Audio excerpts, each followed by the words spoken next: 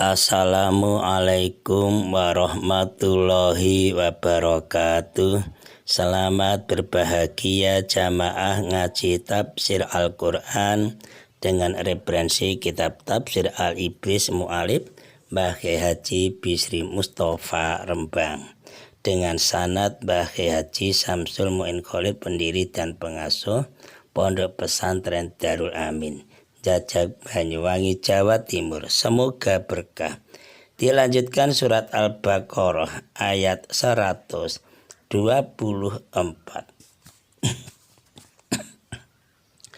A'udzu billahi minasyaitonir rajim. Bismillahirrahmanirrahim.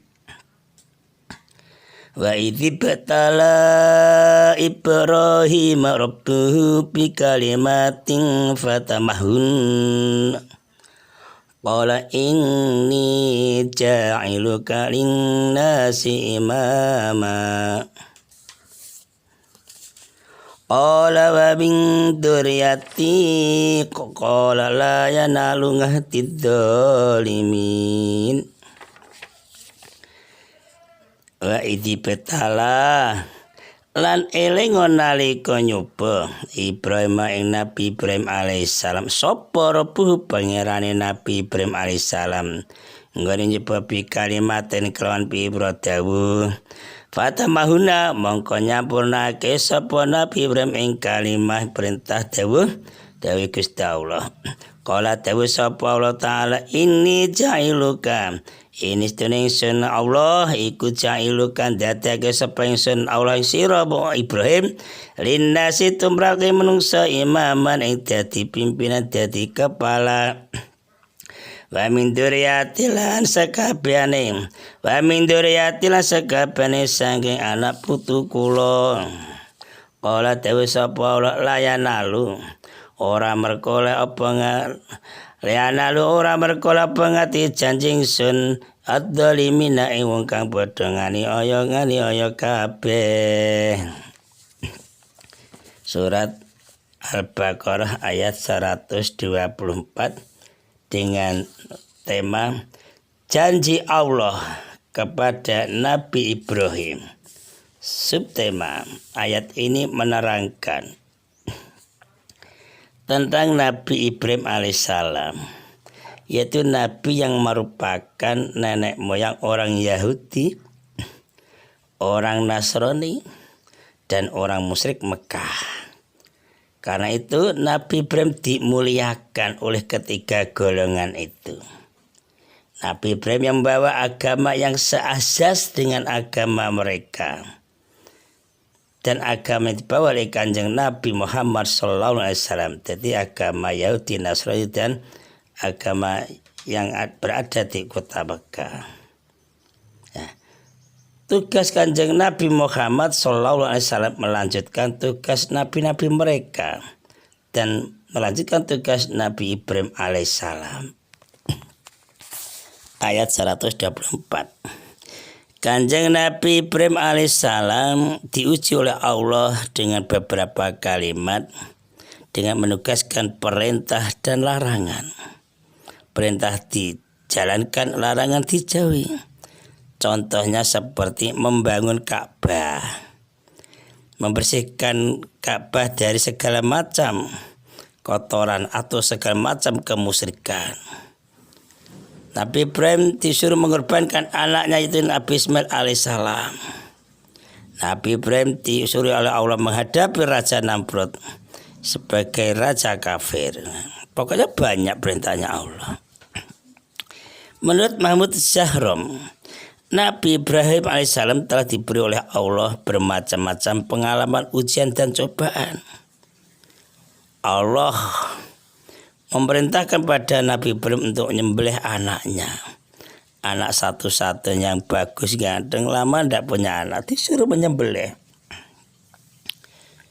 Terus perjalanan Nabi Ibrahim pulang pergi antara Sam dengan Hijaz untuk melihat anak dan istrinya. Coba bayangkan punya istri dua, yang satu di Palestina, yang satu di Mekah. Dicoba itu cobaan juga. Tapi Nabi Ibrahim sabar dan tawakal. Di sini Allah tidak menerangkan macam-macam kalimat yang telah ditugaskan kepada Nabi Ibrahim, tidak. Hal ini sudah menunjukkan bahwa tugas yang telah diberikan Allah adalah sangat besar. Banyak, besar, berat. Sekalipun demikian Nabi Ibrahim alaihissalam telah melaksanakan tugas dari Allah, beban dari Allah, perintah dari Allah, dijalankan dengan sebaik-baiknya, seikhlas-ikhlasnya, sampai membawa ke tempat kedudukan yang sangat sempurna. Dalam surat An-Najm ayat 37, Ibrahim alladzi wafa, dan lembaran-lembaran Ibrahim yang selalu menyempurnakan janji. Nabi Ibrahim Masya Allah memang Khalilullah. Perkataan sesungguhnya aku akan menjadikan kamu imam bagi seluruh manusia, ini tidak ada hubungannya dengan kalimat yang sebelumnya, karena tidak ada kata penghubung atau ngatop itu kata penghubung. Dan pada permulaan kalimat berikutnya, menurut Muhammad Abduh, kalimat tersebut adalah kalimat yang berdiri sendiri. Jadi tidak ada hubungannya dengan kalimat yang sebelumnya.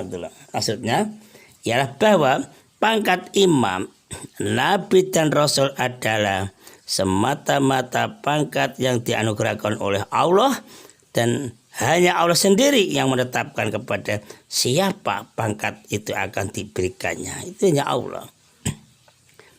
Jadi tidak semua manusia dapat mencapainya sekalipun dia telah melaksanakan segala perintah dan menghentikan segala larangan Allah. Dia tidak bisa. Sebab itu tidak Allah, kehendak Allah. Dengan perkataan lain, bahwa imam yang dianugerahkan Allah kepada Nabi Ibrahim itu ditetapkan atas kehendak Allah, bukan ditetapkan karena Nabi Ibrahim telah menyelesaikan tugas, menyempurnakan tugas yang diberikan pada Nabi Ibrahim. Itu tidak. Bab itu hanya Allah yang hanya menentukan. Nah, ini harus betul dipahami ini. Agar apa? Nabi Ibrahim menyadari bahwa pangkat yang diberikan Allah itu sesuai baginya, dan agar Nabi Ibrahim merasa dirinya mampu melaksanakan tugas dan beban yang telah diberikan. Nah, di sini Nabi Ibrahim biar hanya menyerah pada Allah, itu maksudnya. Jadi setelah dianugerahi pangkat imam dan imam sebagai pimpinan, Nabi Ibrahim berdoa kepada Allah agar pangkat imam itu dianugerahkan pula kepada keturunannya. Ya Allah, jangan saya saja, pangkat imam, pimpinan umat itu Engkau beri kepada anak cucu kami. Ternyata betul, ribuan tahun akhirnya Kanjeng Nabi Muhammad SAW sebagai cucu Nabi Ibrahim mendapat gelar imam, pimpinan umat manusia sampai akhir zaman. Dikabulkan. Doa Nabi Ibrahim itu doa yang sesuai dengan sunatullah. Menurut sunatullah, anak dan keturunan sambungan hidup bagi seseorang. Nah, suatu cita-cita yang tidak sanggup dengan semasa hidup di dunia, diharapkan agar anak dan keturunan dapat menyampaikannya. Jadi doa itu tidak langsung dikabulkan, ribuan tahun baru dikabulkan. Maka kita sebagai orang Islam berdoa kepada anak cucu kita sampai hari kiamat. Jangan anak kita, jangan anak cucu kita sampai hari kiamat itu didoakan yang baik-baik. Penting itu berdoa itu. Itu Allah yang menentukan, mengabulkan. Tugas imam merupakan tugas yang suci dan sangat mulia. Karena apa? Pemberian tugas itu bertujuan hendak mencapai cita-cita yang suci dan mulia pula. Contoh Nabi Ibrahim alaihissalam merasa dirinya tidak sanggup mencapai semua cita-citanya yang terkandung di dalam tugasnya selama hidup di dunia ini. Karena itu Nabi Ibrahim berdoa kepada Allah agar anak cucunya dianugerahi pula pangkat imam, sehingga cita-cita yang belum dapat dicapai semasa hidupnya dapat dilanjutkan dan dicapai oleh anak cucu dan keturunan. Itu doanya para kiai-kiai seperti itu. mbah pengasuh pondok. Doanya itu tidak berhenti di situ. Dia tidak dapat sampai hari kiamat. Jadi kita berdoa seperti itu. Jangan di masa hidupnya saja. Contoh, mengapa saya sendiri menyebut sanad Mbah Mungin dan menunjukkan alamat pondoknya, nama pondoknya. Itu besok walaupun saya mati, mungkin ratusan tahun yang akan datang, mudah-mudahan pondok Darul Amin itu cabang-cabang barokah jangka panjang. Oh, tidak ini sekali ini saja, tidak. Mungkin ratusan ribu tahun saya mudah-mudahan bisa mendapat jariahnya. Wah, alhamdulillah doanya dikabulkan oleh Allah, doanya Mbah Yai kan gitu. Sambungan sana kan gitu.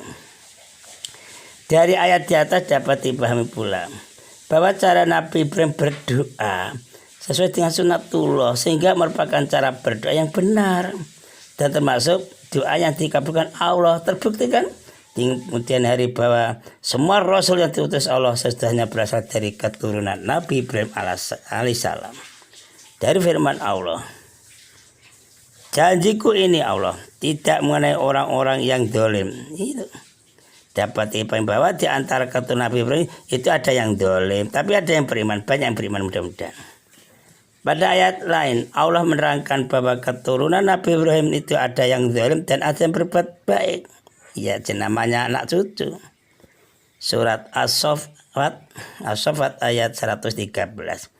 Dan kami limpahkan keberkahan kepadanya dan kepada Ishak, dan di antara keturunan-keturunannya ada yang berbuat baik dan ada pula yang terang-terangan berbuat zalim terhadap dirinya sendiri. Allah berfirman surat Az-Zukhruf ayat 28. Dan Ibrahim menjadikan kalimat tauhid itu kalimat yang kekal pada keturunannya agar mereka kembali kepada kalimat tauhid. Betul-betul tauhid tersawai diri kita sendiri. Amin. Dari ayat ini dapat dipahami bahwa Kanjeng Nabi Ibrahim alaihissalam menjadikan kalimat tauhid sebagai pegangan bagi keturunannya. Allah Maha Satu itu dipegang dengan kuat. Jika di antara mereka ada yang mempersekutukan Allah, mereka diminta kembali kepada kalimat tauhid. Ini terus berdoa terus. Zalim atau aniaya itu bermacam-macam kok. Ada zalim terhadap diri sendiri, yang maksudnya tidak melaksanakan perintah Allah dan tidak meninggalkan larangan Allah, sehingga apa? Mendapat kemurkaan dan azab dari Allah yang membawa bencana kepada diri sendiri itu. Zalim terhadap makhluk-makhluk Allah seperti contoh berbuat perusakan di bumi, memutuskan silaturahim dengan saudara, zalim terhadap sesama manusia dengan lainnya atau lingkungan masyarakat. Pokoknya berbuat yang tidak benar itu zalim. Dari perkataan zalim itulah dapat dimengerti bahwa bagi seorang imam tidak boleh ada sifat zalim. Kan mustahil pangkat itu diberi kepada orang yang kotor jiwanya, jelas mustahil.